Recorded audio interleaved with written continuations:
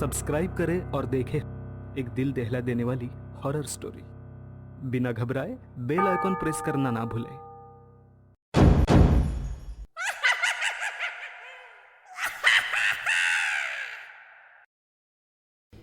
इस कहानी के लेखक हैं विजेंद्र कुमार कर्ण।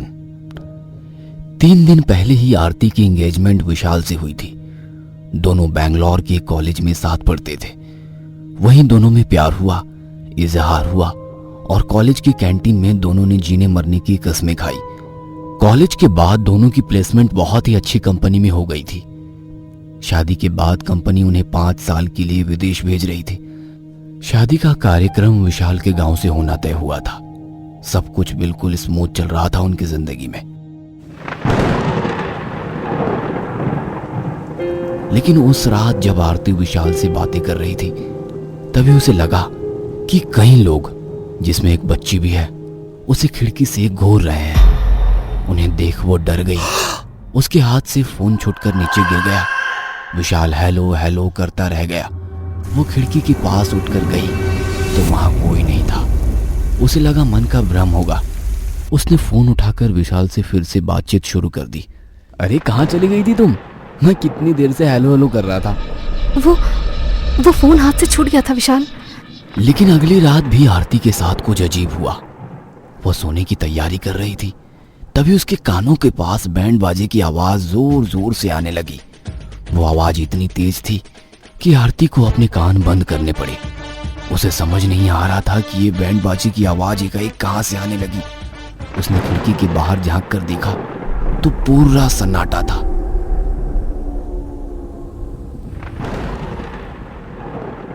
थोड़ी देर बाद उसे कुत्तों के रोने की आवाज आने लगी, लेकिन वो आवाज एकाएक बदल जाती है। अब उसे लगता है कि कई लोग एक साथ रो रहे हैं। उसके दिल की धड़कन तेज हो जाती है। उसका गला सूखने लगता है। वो भागी भागी पानी पीने किचन में जाती है। आरओ के नल को खोलकर वो उसके नीचे गिलास लगाती है, फिर एक ही सांस में पानी पी जाती है। तभी उसकी नजर आरओ के ऊपर वाली भाग में जाती है। वहां उसे कई सारी कटी हुई उंगलियां दिखती है। उसे देखकर उसे बहुत घिन आती है और वो उल्टी कर देती है। फिर वो जोर जोर से चिल्लाने लगती है। लेकिन ये क्या, वो चिल्ला तो रही है लेकिन उसके मुंह से कोई आवाज नहीं निकल रही है। इस बीच उसके कानों में फिर से बैंड बाजे की आवाज आने लगती है। वो कानों को जोर से बंद करती है, लेकिन वो आवाज बढ़ती ही जाती है, बढ़ती ही जाती है। आरती अपने कानों पर हाथ लगाती है। उसकी उंगलियों में खून लग जाता है, जिसे देखकर वो वहीं बेहोश हो जाती है। अगली सुबह उसकी नींद खुलती है तो वो खुद को बिस्तर पर लेटा हुआ पाती है। उसकी आंखों के आगे अभी भी रात की घटनाएं घूम रही थी। वो सोचती है, ये क्या हो रहा है मेरे साथ? कल रात को जो हुआ वो सब क्या था? मैं तो किचन में थी, मुझे यहाँ कौन लाया? मेरे साथ ये सब क्या हो रहा है? वो ये सब सोच ही रही थी कि उसकी मम्मी उसे जगाने के लिए आ गई। अरे कितनी देर तक सो रही हो? पापा वहां ब्रेकफास्ट के लिए वेट कर रहे हैं। वो फ्रेश होकर डाइनिंग टेबल पर जाती है। पापा उसका इंतजार कर रहे थे। माँ ने उसका फेवरेट नाश्ता बनाया था, जिसे देखकर उसकी भूख और भी बढ़ गई थी। उसने जैसे ही पहला निवाला खाने के लिए प्लेट की ओर अपना हाथ बढ़ाया तो प्लेट में खाने की जगह कई सारी कटी हुई उंगलियां उसे फिर से दिखी। इस बार उन उंगलियों में हलचल भी रही थी। उसे देखकर आरती जोर से चिल्लाई, पापा पापा पापा प्लेट में देखो क्या है? पापा प्लेट में। उसके पापा ने पूछा, क्या हुआ आरती, प्लेट में क्या है? तब आरती ने कहा, पापा प्लेट में कटी हुई उंगलियां हैं। लेकिन प्लेट में तो तुम्हारा फेवरेट नाश्ता है। आरती ने प्लेट की ओर गौर से देखा तो प्लेट में सचमुच नाश्ता ही था। धीरे धीरे आरती की इस तरह की हरकतें बढ़ने लगी। उसके मम्मी पापा को समझ नहीं आ रहा था कि आखिर आरती के साथ ये सब क्यों हो रहा है। एक रात की बात है, आरती की मोबाइल पर विशाल का कॉल आ रहा था, लेकिन आरती किन्हीं ख्यालों में खोई हुई थी। अचानक फोन पर उसकी नजर गई। स्क्रीन पर विशाल कॉलिंग लिखा हुआ आ रहा था। आरती ने फोन को हाथों में लिया। जैसे ही उसे रिसीव किया, वो फोन सांप में बदल गया। आरती ने तुरंत फोन को दूर फेंका और जोर जोर से चिल्लाने लगी। उसके मम्मी पापा भागते हुए आए तो आरती साफ साफ चिल्लाते हुए उनके गले लग गई। आरती ने फोन रिसीव कर लिया था, इसलिए उसकी चीखने की आवाज विशाल ने सुन ली थी। वो अगले ही दिन आरती के घर पहुंचा। वहां जाकर उसे आरती के बारे में सारी बातें पता लगी। उसने उसे डॉक्टर को दिखाया, लेकिन कोई फायदा नहीं हुआ। तब आरती के पापा ने विशाल से कहा, मुझे तो ये किसी ऊपरी हवा का चक्कर लग रहा है। ऊपरी हवा? ये क्या होता है? बेटा, ये भूत प्रेत का चक्कर है। विशाल ने आरती के पिता की बात को सीरियसली नहीं लिया, लेकिन वो जिद पर अड़ गए और उसे शमशान में रहने वाली एक अघोरी के पास ले गए। विशाल को भी जबरदस्ती उनके साथ जाना पड़ा अघोरी के पास। जैसे ही आरती पहुंची, वो उसे किसी कुत्ते की तरह सूंघने लगा। फिर उसने कहा, ये अब तक जिंदा कैसे है, मुझे आश्चर्य हो रहा है। उसकी बात सुनकर विशाल चिढ़ गया और वो कहने लगा, ये सब क्या बकवास है यार। तब अघोरी ने कहा, विशाल, तू अपने आप को क्या समझता है? भूत प्रेतों की दुनिया को तुमने मजाक समझ रखा है। तुम्हें पता है ना, आरती के साथ यह सब तुम्हारे कारण ही हो रहा है। अघोरी ने तब सभी को एक कहानी बतानी शुरू की।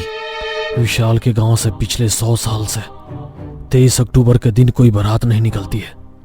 ये बहुत पुरानी परंपरा है और इसे तोड़ने का साहस भी किसी को नहीं था, क्योंकि इसके पीछे अतृप्त आत्माओं का एक राज था। इस संसार में कई सारी बातें तर्कों से परे है। आत्मा, जिन, भूत, प्रेत, पिशाच और डायन की दुनिया सचमुच में है या ये सिर्फ कोरी कल्पना है? इस प्रश्न का उत्तर इंसान सैकड़ों सालों से खोज रहा है। कोई इन पर विश्वास करता है तो कोई इसे सिरे से खारिज कर देता है। विशाल उन्हीं लोगों में शामिल है जो भूत प्रेतों की बातों का मजाक बनाने में सबसे आगे रहता है। गांव के रीति रिवाजों का मजाक उड़ाने से उसे बहुत मजा आता है। जब कोई उसे ऐसा करने से मना करता है तो वो गांव वालों से कहता है, तुम लोग यही सब करते रहे, इसलिए अभी तक यही गांव में गोबर में फंसे हो। देखो मैं कहां से कहां पहुंच गया। कुछ दिनों बाद विदेश भी चला जाऊंगा। क्यों? क्योंकि मुझे तुम लोगों की तरह ही अंधविश्वास में नहीं जीना था।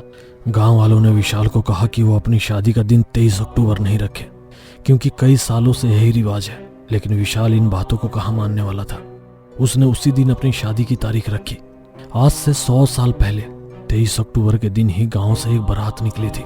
बैंड बाजा और पटाखों की आवाज हर ओर गूंज रही थी। बारात को दूसरे गांव जाना था, लेकिन बीच रास्ते में ही बारात की गाड़ी का भयानक एक्सीडेंट हो गया। बारातियों से भरी गाड़ी खाई में गिर गई। किसी का सिर फट गया तो किसी के हाथ पत्थरों के नीचे दब गए। गांव के 25 लोग उस घटना में मारे गए थे। दूल्हा भी उसमें शामिल था। एक बच्ची की मौत भी उस दर्दनाक घटना में हुई थी। एक पल में ही शादी का माहौल चीख पुकार में बदल गया। तब से ही इस दिन को गांव में अशुभ माना जाने लगा। बारात तो क्या, कोई आदमी 23 अक्टूबर के दिन किसी काम से भी गांव से बाहर नहीं जाता है, क्योंकि जो भी उस दिन बाहर जाता या कोई शुभ काम उस दिन करने की कोशिश करता, उसके साथ डरावनी घटनाएं घटती।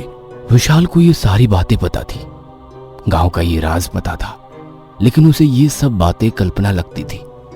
मुझे तो अब भी ये बातें कल्पना ही लग रही है। उसके ऐसा कहते ही आरती का शरीर हवा में उड़ने लगा। उसके मुंह से मर्दों की तरह आवाजें निकलने लगी। हम ले जा रहे तेरी आरती अपने साथ, हमेशा। बाबा, बाबा ये क्या हो रहा है? मेरी आरती को प्लीज प्लीज इसे बचा लीजिए। अब ये मेरे बस की बात नहीं है विशाल। ये एक आत्मा नहीं, कई सारी आत्माएं हैं। मैं तो क्या, कोई भी इनका मुकाबला नहीं कर सकता। थोड़ी देर बाद आरती का शरीर ऐंठने लगा। उसके मुंह से खून बहने लगा और उसकी मौत हो गई। अपने सामने आरती के मृत शरीर को देखकर विशाल पागलों की तरह हरकतें करने लगा। वो शमशान में इधर उधर ये कहकर भागने लगा, मेरी गलती की सजा आरती को क्यों दे दी? सजा मुझे दो, मुझे दो, सजा मुझे दो। कहते हैं कि अब भी विशाल उस शमशान घाट में लोगों को दौड़ाता हुआ दिखाई देता है। वो उन मृत आत्माओं से माफी भी मांगता है। आज भी उस गांव में 23 अक्टूबर का दिन मनहूस दिन माना जाता है। उस दिन कोई भी आदमी अपने गांव से बाहर नहीं निकलता।